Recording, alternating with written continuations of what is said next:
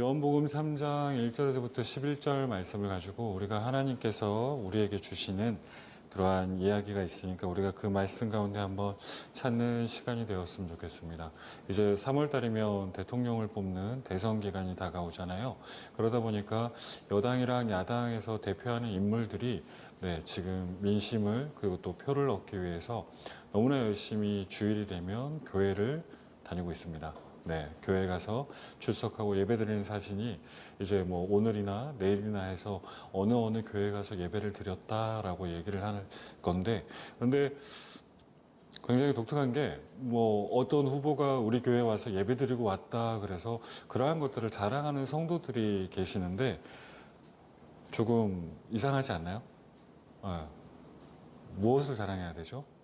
교회의 주인은 예수 그리스도니까 우리 예수님이 이 교회 그리고 예수님이 있는 이곳을 우리가 자랑을 해야 되는데, 그런데 그렇게 유명한 사람이 왔다 갔다 하는 것을 굉장히 많이 자랑을 하고 또 이렇게 중간에 불러 세우지 않습니까? 오늘 어떠한 사람이 와서 뭐 예배 드립니다 하고 또 인사시키고 이렇게 하는 게 참 개인적인 입장에서는 별로라고 생각해요. 그리고 뭐 필요하겠죠. 표를 얻기 위해서, 그리고 본인이 기독교 그리고 교회를 좋아한다는 걸 어필하기 위해서 그러한 행동들이 좋다고 생각하는데, 반대로 생각 한번 해봤어요. 진짜 사람이 모이지 않는 작은 그런 교회 가서 그분들이 예배를 드리고 왔다면, 그리고 그곳에 가서 뭐 함께하고 왔다면 오히려 많은 크리스찬들이 더 좋아하지 않을까라는 생각을 해요. 왜냐하면 이름만 들어도 알만한 그러한 큰 교회만 가잖아요.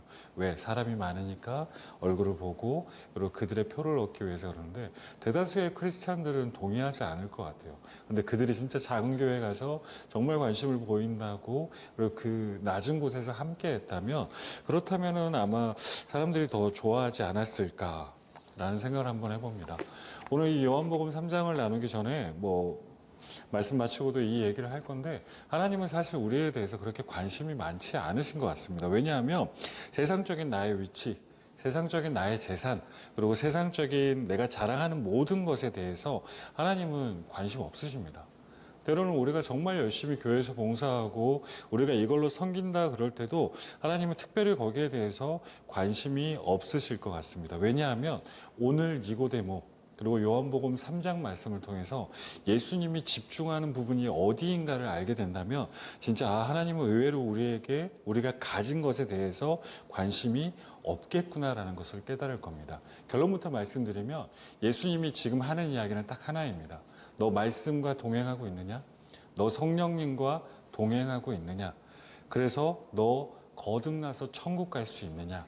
오늘 말씀은 이거를 예수님께서 우리에게 물어보시는 거거든요. 그렇기 때문에 니고데모의 모습을 통해서, 그리고 니고데모와 하는 대화를 통해서 우리가 여기에 대답을 할 수 있는 그러한 시간이 되었으면 좋겠습니다. 본문 배경을 살펴보면 니고데모라는 사람이 예수님을 찾아왔죠. 그런데 3장 1절에 보면 바리새인 중에 니고데모라고 하는 사람이 있다 얘기하면서 유대인의 지도자라고 얘기합니다. 바리새인은 종교 지도자이기도 하지만 사실 그들은 전문적인 종교 직업을 가진 사람이 아니라 평신도였습니다. 그런데 평신도 중에서 우리 진짜 거룩하게 한번 살아보자 라고 해서 이제 열심을 내었던 사람들, 바리새인인데 이름 자체가 벌써 분리되었다라는 거죠. 우리는 열심을 내고 있고 하나님에 대해서 더 열정을 가지고 있으니까 나는 너희들과 다르다는 것입니다. 교회 안에 있는 교회라고 불렸던 사람들이고요. 대단한 사람들입니다. 또 유대인의 지도자라고 니고데모를 표현하고 있는데, 이것은 사내들인 공의회에 포함되어 있는, 거기에 소속되어 있는 사람이라는 것입니다. 수백만의 유대인이 있는데 그 중에 70명 아니면 72명이 사내들인 공예 회원으로 참석할 수 있었거든요. 이 사람들이 할 수 있었던 일은 사람을 죽이는 것, 즉 사형을 선포하는 것을 제외하고는 모든 것을 할 수 있는 대단한 권력자입니다. 그리고 10절에 우리가 읽지는 않았지만 너는 이스라엘 선생이라고 얘기하면 예수님께서 이야기하시거든요. 이제 니고데모에 대해서 헬라어 성경을 보면 그 선생 정말로 유명하고 그 당시에 최고의 랍비라는 것입니다. 그리고 4절을 보면 이러한 이야기를 니고데모가 해요. 사람이 늙으면 어떻게 날 수 있사옵니까? 라는 이 이야기를 통해서 또 하나 유추할 수 있는 것은 이 사람은 사내들인 공회의 사람이었고 랍비였으며 모든 사람들이 인정해주는 사람이었고 또한 나이가 많은 한 분의 존경받는 이름난 랍비라는 것을 우리가 알 수 있습니다. 그런데 요한은 이 니고데모에 대해서 이야기할 때마다 3번이나 같은 표현을 하는데 어떠한 이야기를 하냐면 일찍이 예수께 밤에 찾아왔던 니고데모라고 설명을 하면서 요한은 이 사람에 대해서 계속 얘기해요. 밤에 몰래 찾아왔다. 밤에 몰래 찾아왔다. 밤에 몰래 찾아왔다. 즉 그가 예수에 대해서 관심이 있고 그리고 예수가 말씀하는 거에 대해서 너무나 듣고 싶었음에도 불구하고 본인이 가지고 있는 세상적인 지위 그리고 유대인들이 예수님을 싫어하지 않았습니까? 그러다 보니까 그 사람들로부터 민심을 잃어버릴까 봐 걱정하는 그러한 사람이었는데 그런데 오늘 이 예수 그리스도와의 대화를 통해서 요한복음 19장으로 넘어가면 니고데모는 달라집니다. 예수님이 돌아가시고 난 다음에 니고데모가 등장을 하는데 그때 몰약과 침향 섞은 것 100리터를 가지고 와서 예수의 장례를 지냈던 사람이 아리마대 사람 요셉과 바로 니고데모였습니다. 이 정도의 몰약과 침향은 몇 천만 원 정도 되는 값어치를 가진 물건이었습니다. 그리고 이것은 본인의 장래를 위해서 항상 준비해 두는 것인데 본인의 장래가 중요하지 않고 지금 니고데모는 누구의 장래가 중요하다고 얘기하는 거죠? 예수 그리스도의 장래가 중요하다는 것을 지금 보여주고 있습니다. 예수님은 비록 잔인하게 십자가에서 돌아가셨지만 장사 지낼 때만큼은 어느 사람 부럽지 않을 정도로 대접받으셨습니다. 십자가에서 돌아가시고 그의 제자들은 다 도망갔지만 아리마대 사람 요셉과 니고데모에 의해서 예수님은 진짜 다른 사람 부럽지 않을 정도로 대접받는 장사를 지냈던 것입니다. 무엇이 그를 밤에 찾아오는 몰래 찾아오는 손님에서 예수님의 장례를 주관하는 사람으로 바꿨을까요? 그 정답은 오늘 말씀 가운데 있습니다. 2절을 한번 보실까요? 2절을 보시면 그가 밤에 예수께 와서 요한이 또 이 표현하죠. 그리고 랍비여 우리가 당신은 하나님께로부터 오신 선생인 줄 아나이다 라고 얘기를 합니다. 이게 보통 표현이 아니죠. 이 당시에 최고의 권위를 가지고 있었던 사람이 지금 뭐죠? 나사렛 출신 랍비 학교를 가본 적도 없고 배워본 적도 없는 그냥 천박한 목수에게 찾아와서 랍비여 우리는 하나님으로부터 온 선생이 당신인 것을 알고 있습니다 라는 고백을 지금 밤에 하는 거죠. 이 장면을 보고 이 고백을 듣고 누가 제일 기뻤을까요? 보통 예수님이 제일 기뻐하시는 게 맞는데 제가 이 말씀을 묵상해 봤을 때 예수님보다 진짜 더 기뻐했을 사람은 12제자였을 것 같습니다. 왜냐하면 이들은 아직까지 메시아, 그리스도의 역할로 예수를 바라보는 게 아니라 뭐죠?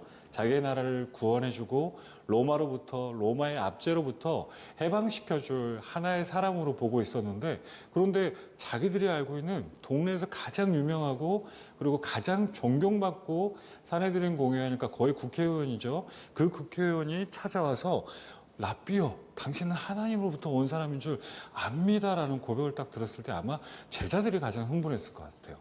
됐다. 내가 진짜 따르고 있는 이 사람 정말 대단한 사람일 거다.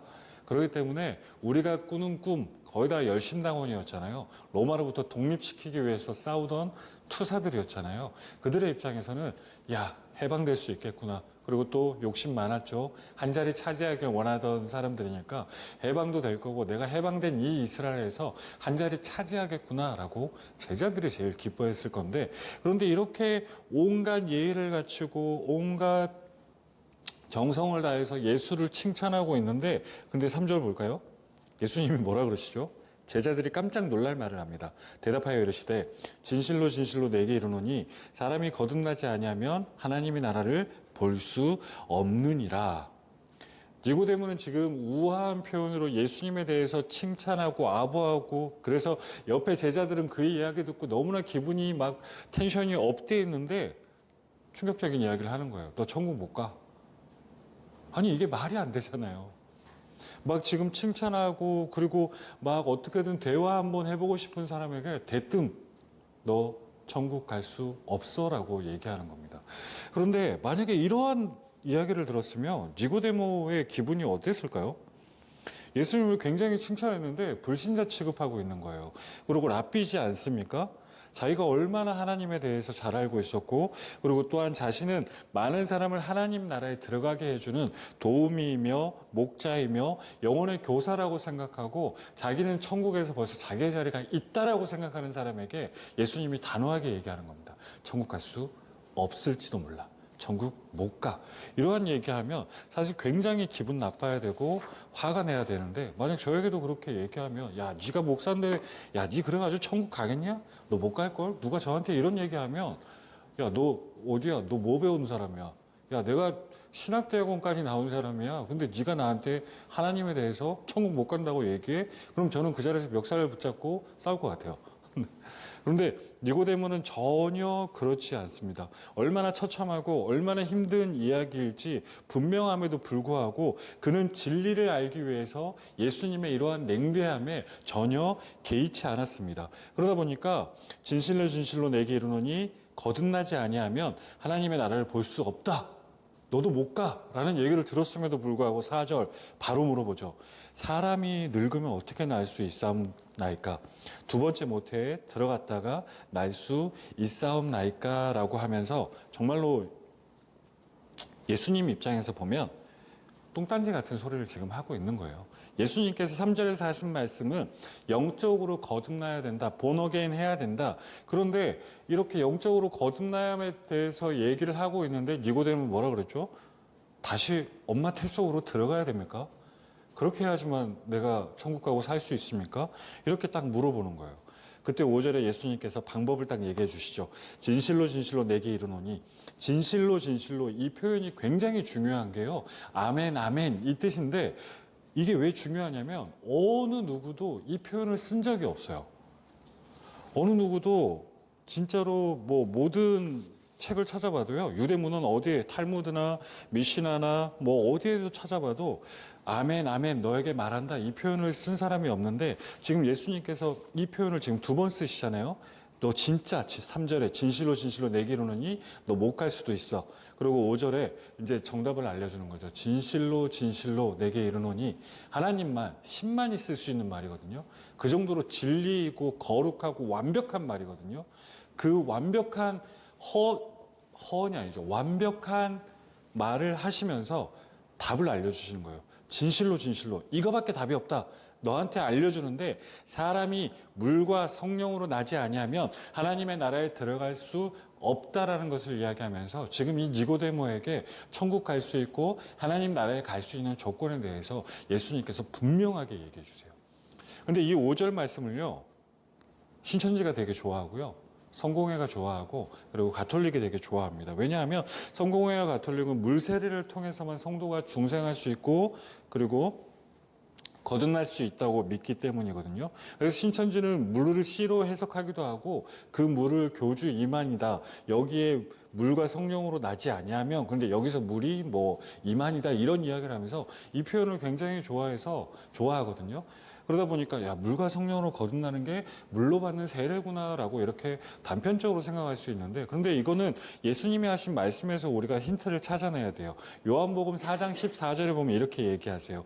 내가 주는 물을 마시는 자는 영원히 목마르지 아니하리니 내가 주는 물은 그 속에서 영생하도록 솟아나는 샘물이 되리라.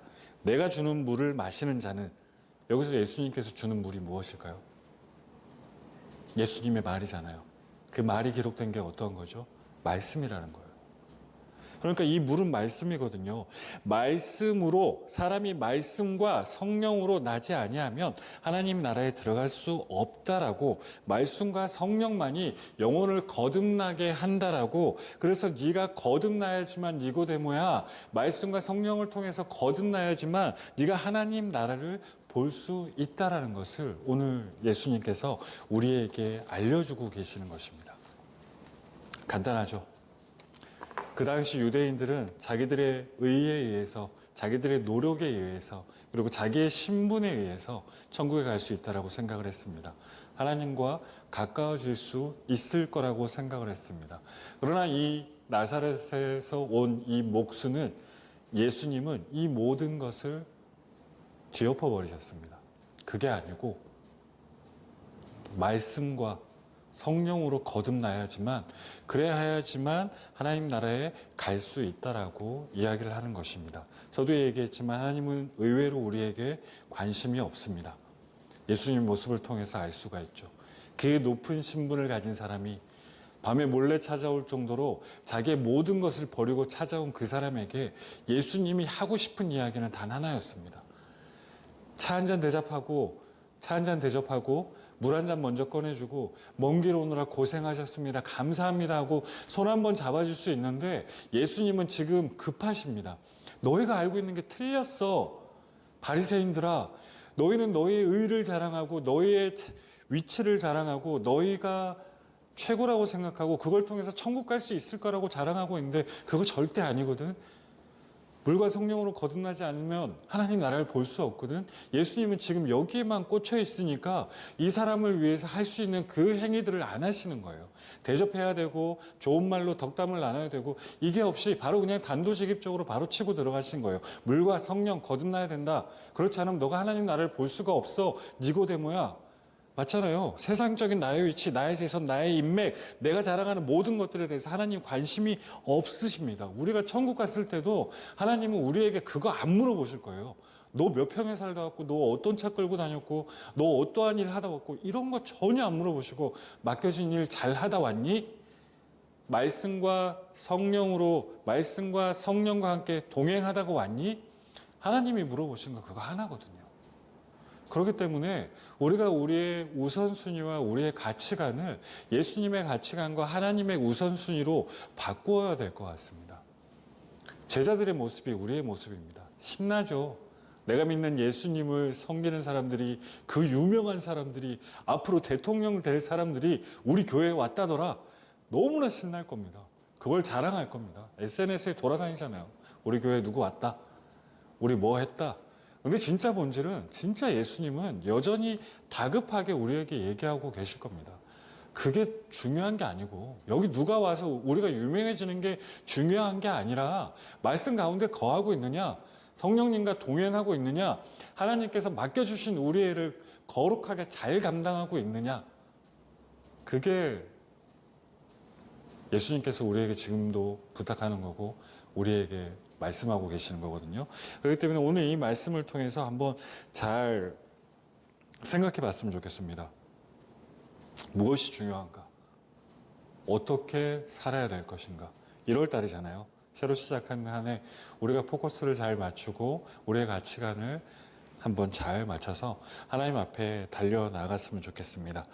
그래서 진짜로 그런 열매 맺어갔으면 좋겠습니다. 하나님이 기뻐하는 열매. 그러한 사람으로 변화되었으면 좋겠습니다. 니고데모가 장사를 치렀다고 하잖아요. 끝나는 겁니다. 밤에 몰래 오는 거 사람들한테 소문만 안 나면 되는 건데 지금 당당하게 예수 그리스도의 장례를 지내는 거, 반역작, 모든 사람들이 싫어하는 사람들의 일을 하면 아마 공회에서 쫓겨날 수도 있을 것이고 본인이 평생을 가져왔던, 평생을 쌓아왔던 그 모든 것들이 무너질 수 있을 것인데, 그런데 이 할아버지 지금 하나밖에 안 보여요. 말씀으로, 성령으로, 그리고 예수님 만나고 난 다음에, 자기가 거듭나고 난 다음에 진짜 본인 삶에서 중요한 일이 무엇인지를 깨닫는 거예요. 그래서 나보다 예수를 더 사랑해서 몰약과 침략을 다 내어드리고, 내 일이 어떻게 될지 몰라도, 내 미래가 어떻게 될지 몰라도 내가 지금 사랑하는 예수를 위해서 최선을 다하고 최선을 다해야 되겠다. 이게 그의 모습이었거든요. 이러한 모습으로 우리 역시 하나님의 사랑받으며 살아가 봤으면 좋겠습니다. 기도하겠습니다.